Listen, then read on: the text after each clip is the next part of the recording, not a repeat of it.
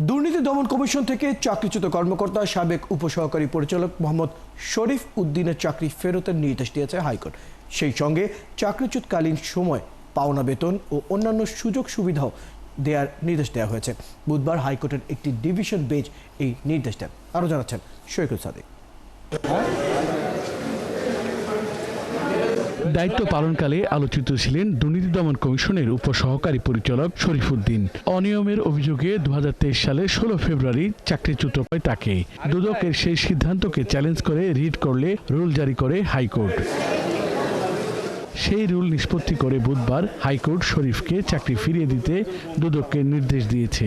চাকরিচ্যুতিকালীন সময়ে বেতন ভাতা সহ সুবিধাগুলো দিতেও নির্দেশনা দেওয়া হয় এই আদেশে। এই রায় পাওয়ার 30 দিনের মধ্যে তাকে চাকুরিতে জ্যেষ্ঠতা সহ সকল বেনিফিট সহ বকেয়া বেতন সহ চাকরিতে পুনর্বহালের নির্দেশ দেওয়া হয়েছে এবং সেই সঙ্গে তাকে দুদক কর্মচারী চাকরি বিধিমালার 54(2) ধারায় যে চাকরিচ্যুতির আদেশ দেওয়া হয়েছিল সেটাকে ভয়েড অফ ইনিশিও বলা হয়েছে, অর্থাৎ প্রথম থেকে ওটা বাতিল।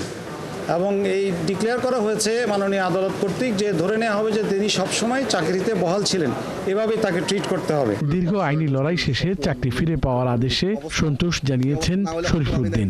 আমি প্রায় 3.5 বছর আইনি লড়াই লড়েছি, আমার লয়াররা জানে, তো স্যার জানে আমি কতটা ঢাকা চট্টগ্রাম আসা করছি। যাক আলহামদুলিল্লাহ আমি অবশ্যই ন্যায় বিচার পেয়েছি, সব দুঃখ কষ্ট মুছে গেছে। আমি যারা সৎভাবে চলতে পারি এটা দোয়া করবো। আদালতের রায়ে উল্লেখ করেছেন শরীফ উদ্দিনের চাকরিচ্যুত করার ঘটনা দুঃখজনক। শৈকুল সাদিক, 71, ঢাকা।